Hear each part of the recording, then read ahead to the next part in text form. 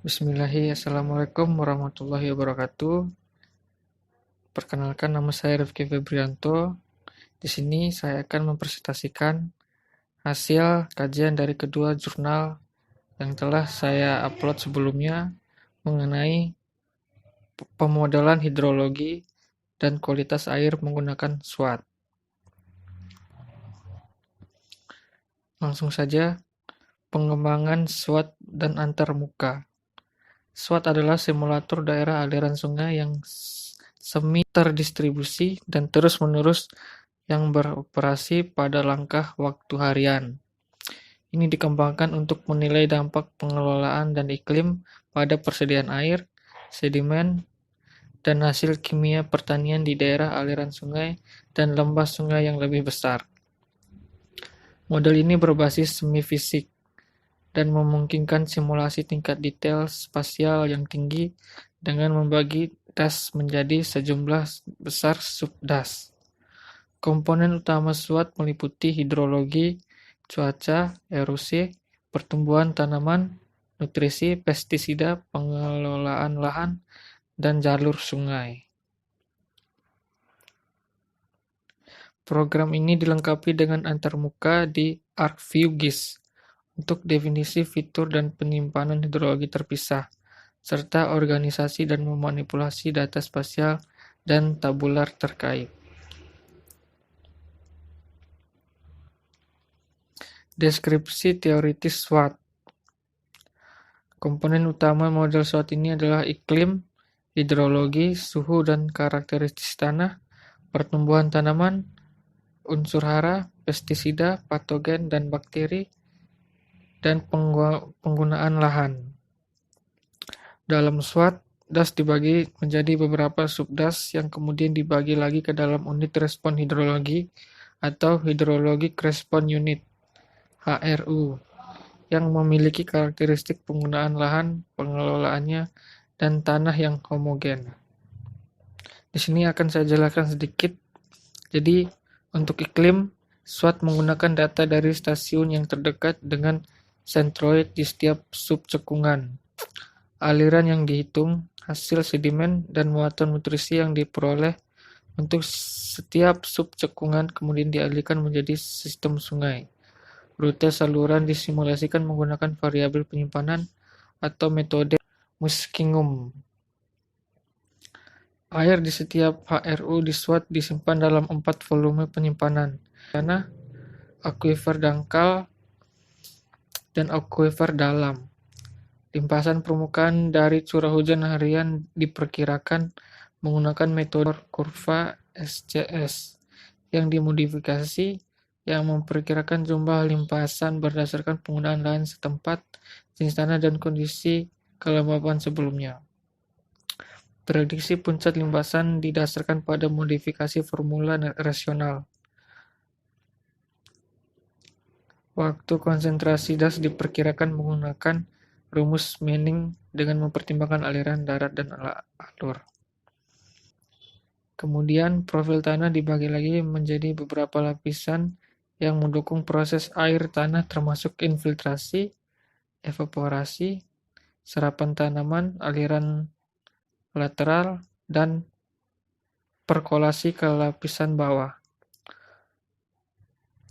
Komponen perkolasi tanah SWOT menggunakan teknik kapasitas penyimpanan air untuk memprediksi aliran melalui setiap lapisan tanah di zona penakaran. Aliran ke bawah terjadi jika kapasitas lapang lapisan tanah terlampaui dan lapisan di bawahnya tidak jenuh. Perkolasi dari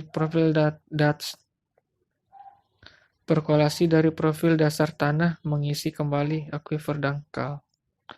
Suhu rata-rata harian disimulasikan sebagai fungsi dari suhu udara maksimum dan minimum.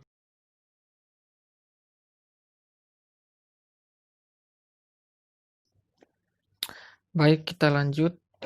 Berikut adalah contoh peta DAS Tour yang berada di wilayah Swiss. Peta ini merupakan penggunaan lahan yang menunjukkan wilayah yang didominasi pertanian.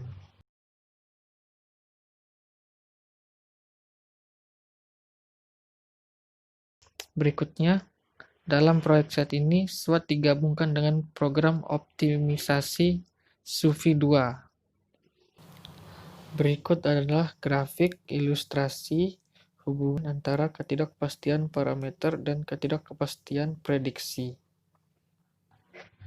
Jadi, saya akan menjelaskan sedikit mengenai algoritma SUVI 2 ini, atau dasar konseptual dari rutin analisis ketidakpastian SUVI 2. Dalam SUVI 2, ketidakpastian parameter input digambarkan sebagai distribusi yang seragam, sedangkan ketidakpastian keluaran model diukur dengan 95% ketidakpastian prediksi, atau 95 PPU, yang dihitung pada 2,5% dan 97,5% tingkat distribusi kumulatif variabel output yang diperoleh melalui sampel hypercube Latin. Konsep di balik analisis ketidakpastian di algoritma digambarkan secara grafis pada gambar berikut ini. Gambar ini mengilustrasikan bahwa nilai parameter tunggal ditunjukkan oleh titik mengarah ke respon model tunggal gambar ke A. Sedangkan propagasi ketidakpastian dalam parameter ditunjukkan oleh garis mengarah ke 95 PPU yang diilustrasikan oleh wilayah yang diarsir. Pada gambar B, ketika ketidakpastian parameter meningkat, gambar C, ketidakpastian keluaran juga meningkat. Kemudian merencanakan data yang diukur di samping 95 PPU bisa sangat mengungkapkan sehubungan dengan pilihan rentang ketidakpastian parameter. Misalnya, jika situasi pada gambar D terjadi, maka kisaran parameter harus digeser ke arah yang sesuai. Dan jika kisaran ketidakpastian parameter sudah sesuai dengan batas nilai yang bermakna secara fisik, maka masalahnya bukan satu kalibrasi parameter, dan model konseptual harus diperiksa ulang.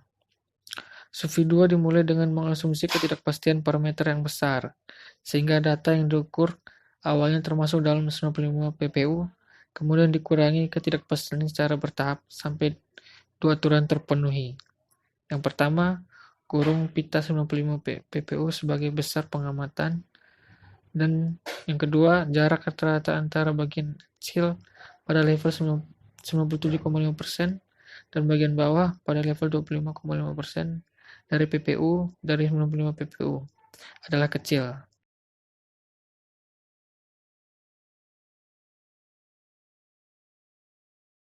Kemudian, ini saya akan menjelaskan langkah-langkah algoritma SUVI 2. Pada langkah pertama, fungsi tujuan didefinisikan. Tiap formulasi bisa menghasilkan hasil yang berbeda, oleh karena itu, rentang parameter terakhir selalu dikondisikan pada bentuk fungsi tujuan. Langkah kedua, menetapkan kisaran minimum dan maksimum absolut yang bermakna secara fisik untuk parameter yang dioptimalkan. Langkah ketiga melibatkan analisis sensitivitas absolut. Opsional namun sangat direkomendasikan untuk semua parameter di tahap awal kalibrasi.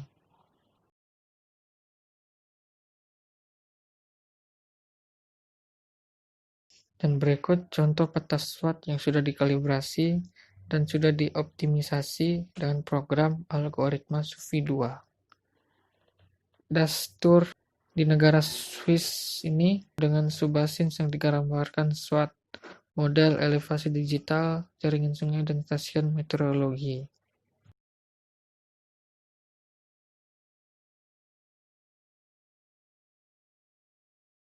Dan terakhir, kesimpulan, Soil and Water Assessment Tool atau SWAT adalah model hidrologi yang dikembangkan untuk memprediksi pengaruh pengelolaan lahan terhadap aliran permukaan, sedimen, muatan pestisida, dan kimia hasil pertanian. Penggunaan model pada suatu das harus memperhatikan faktor kalibrasi dan validasi, karena setiap das memiliki karakteristik yang berbeda. Model dianggap valid jika simulasi model dapat mendekati keadaan sebenarnya yang dapat diukur dengan standar deviasi rendah dan efisiensi kalibrasi dan validasi model SWOT menggunakan algoritma SUVI 2 atau Sequential Uncertainty Fitting 2.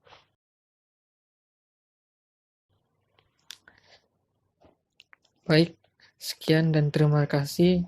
Berikut penjelasan dari saya mengenai pemodelan hidrologi dan kualitas air menggunakan SWOT. Apabila ada kekurangan kata, saya mohon maaf. Wabillahi taufiq wal hidayah. Wassalamualaikum warahmatullahi wabarakatuh.